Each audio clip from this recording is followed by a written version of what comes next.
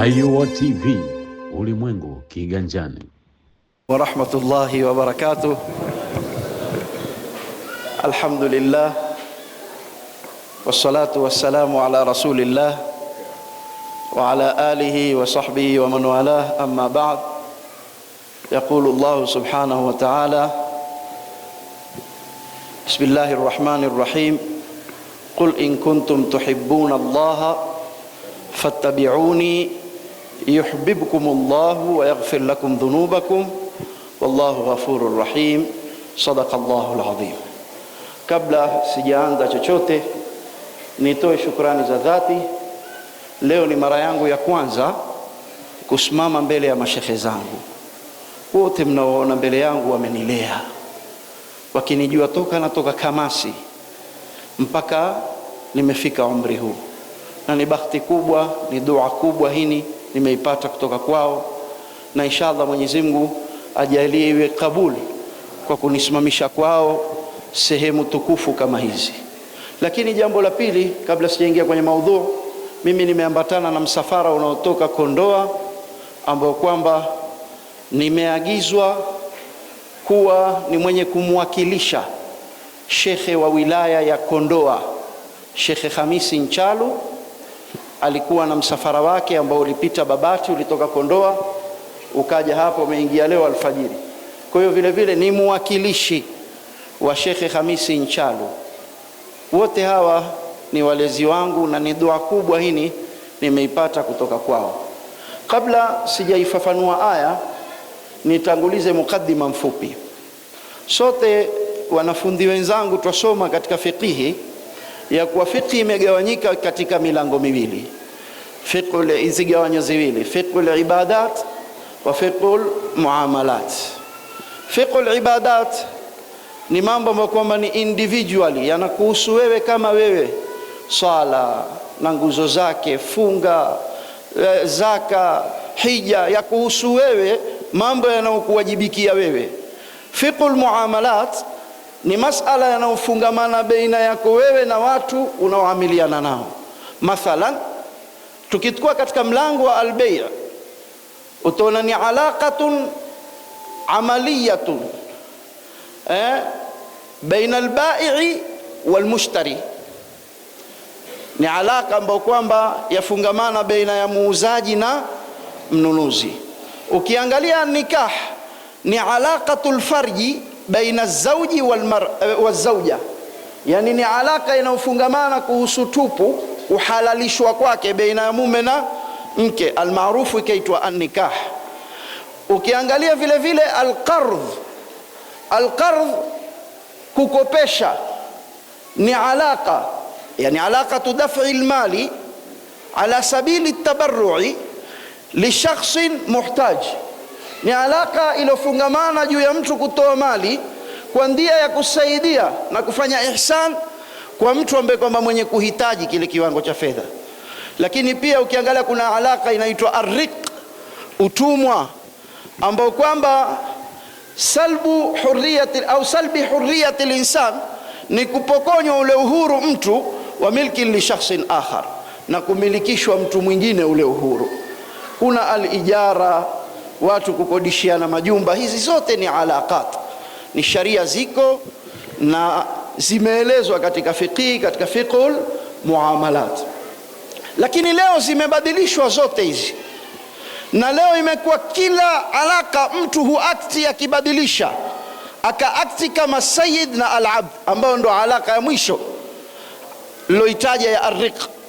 Yani ikawa ni tofauti, ikawa mtu huakti baina ya alaka ya bwana na mtumwa wake.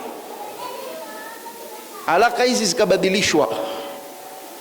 Kwa mfano, alaka ya muuzaji na mnunuzi imefikia daraja leo, yule mwenye kununua kama ana nafasi kubwa, cheo kikubwa, akamkandamiza mwenye kuuza, akamtisha mwenye kuuza, utaniuzia kwa bei fulani hichi kitu, kama hutaki nitakufunga jela, kama hutaki nitakupa adhabu fulani.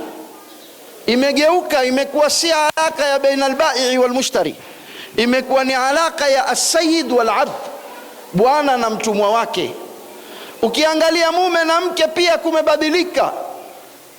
Mwanamume ukifika mwezi wa Ramadhani amwambia mkewe, mimi nataka unipikie chakula mchana wa Ramadhani, lazima unipikie, utake usitake.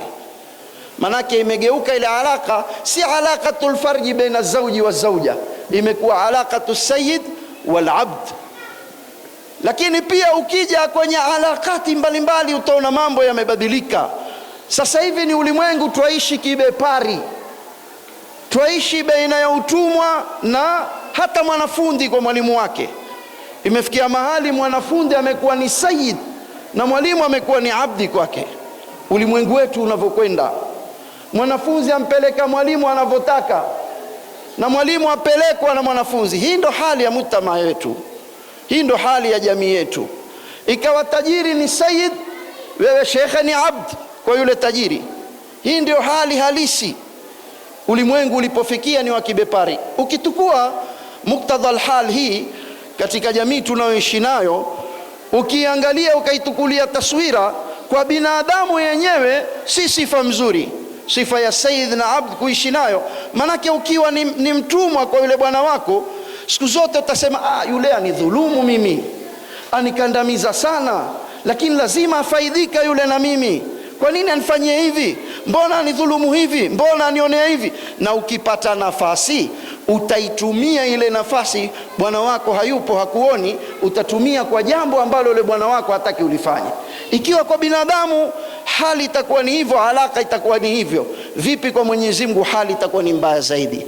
Ikiwa wewe alaka yako kwa Mwenyezi Mungu, je, ni alaqatu sayyidi wal abd, alaka ya bwana na mtumwa, au ni alaqatul muhibbi wal mahbub, au ni alaka ya mwenye kupenda ambaye ni Mwenyezi Mungu ndo mwenye kupenda, mahbub ni wewe?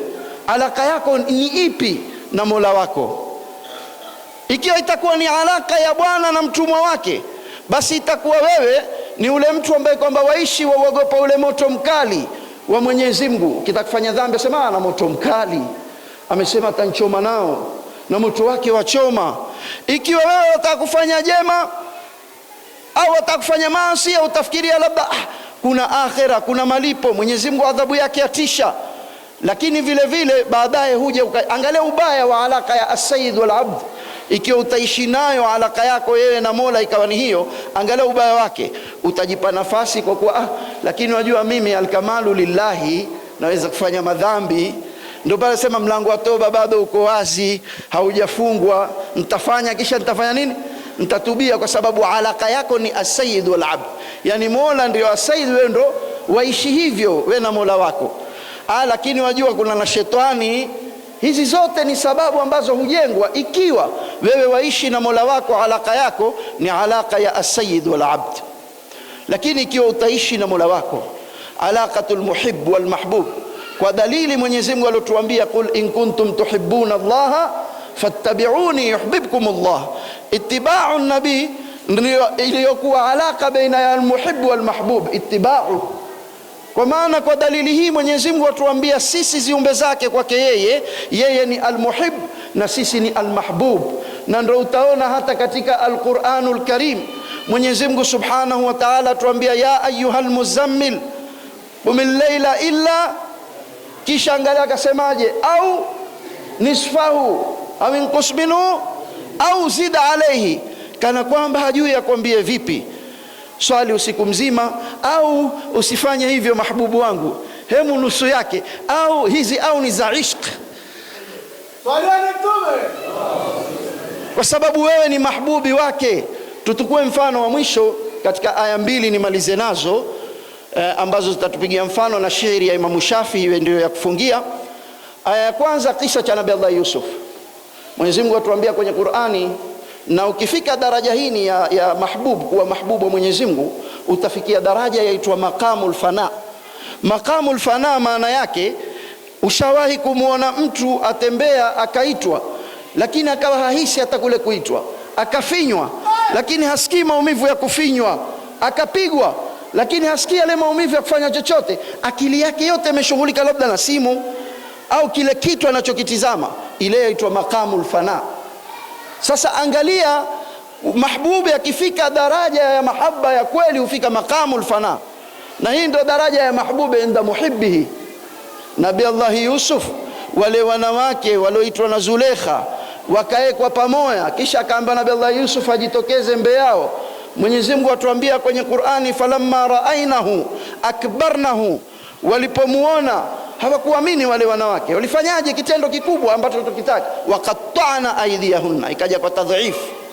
Ingekuwa qata'an kukata mara moja, waqatta'na wakajikata sana kwa wingi, maana wako katika mahabbatul fana, yani ya jamali ya Nabii Allah Yusuf. Fana walionao ni ya jamali ya Nabii Allah Yusuf, ya kiumbe, mpaka wakakata mikono yao sana. Twende kwenye Nabii Allah Yusuf na Zulekha. Mwenyezi Mungu atuambia, walaqad hammat bihi wa hamma biha.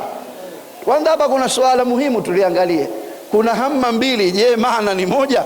Walaqad hammat bihi wa hamma biha, je, hii wao ni atfi? Tukinena ni atfi, mfano jaa Zaidun wa Amrun, ile wao itakuwa imekaa mahali pa jaa, imeondolewa jaa, wao ikawa ni badali ya ile jaa, sio? Maana yake ni jaa Zaidun jaa Amrun, lakini ikaondolewa ile jaa ikaikwa wao ila atfi. Sasa ukisema hivyo, al-atfu yatifu lima qablahu lafdhan wa ma'nan. Atfi inapokuja hurudi kwa kile kilma cha nyuma yake kwa matamshi na maana huwa ni ile ile. Idhan ikiwa hii wao itakuwa ni maatufu, yani walaqad hammat bihi wa hamma biha, wao ikiwa ni atfi, basi Nabii Allah Yusuf atakuwa naye ni kama Zulekha alikuwa na hamu ya kutaka kufanya maasiya. Maka Zulekha alimtaka Nabii Allah Yusuf kwa maasiya. Sasa je, ni wao gani? Istinaf. Wanazuoni wakina hata tuambia wao istinafi manake yakta'u ma qablahu lafdhan wa ma'nan, hukata kile kilichoko kabla yake tamshi na maana. Mfano, dharaba Zaidun dharaba Amrun. Dharaba ina maana ya kupiga ya kwanza, kisha wao ni istinaf. Dharaba ya pili ina maana ya kusafiri, yadhribuna fil ardhi, Qur'an yatuthibitishia. Idhan wao ni istinaf. Dharaba ya pili sio ile ya kwanza, si maana si lafdhi. Tukiitukua mafhumu ya aya hii, wala qad hammat bihi, Zulekha alipokuwa na hamu ya kutaka kufanya maasiya na Nabii Allah Yusuf alivyokuwa yumtongoza msogelea Nabii Allah Yusuf, wa hamma biha, Nabii Allah Yusuf akawa yumkimbia Zulekha kwa sababu yuko kwenye maqamul fana ya jamali ya Mwenyezi Mungu. Zulekha yuko kwenye maqamul fana ya jamali ya Nabii Allah Yusuf, lakini Nabii Allah Yusuf yuko kwenye maqamul fana ya jamali ya Mwenyezi Mungu. Aona ule uzuri wa taa ya kumtii Mungu, ni jamalul fana ya jamili ya Mwenyezi Mungu. Ndio yule mtu akiona ile jamali ya Mwenyezi Mungu, hata akiambiwa motoni ende, akiingia motoni ataambia wewe pia umeingia motoni? Mimi habibi wangu bwana, ule utungu wa moto, ya naru kuni bardan wa salaman. Mahbuba hasikii utungu hata wa moto. Ndio maqamul fana tunayoizungumza.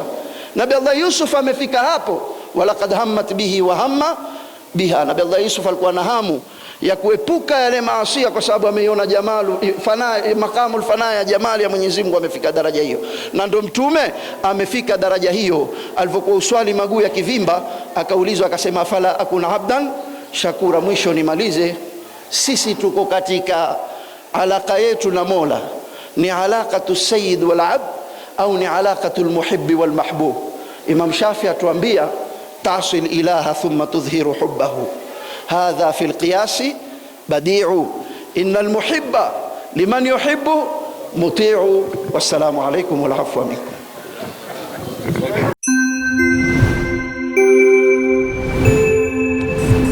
Ayuwa TV, ulimwengu kiganjani.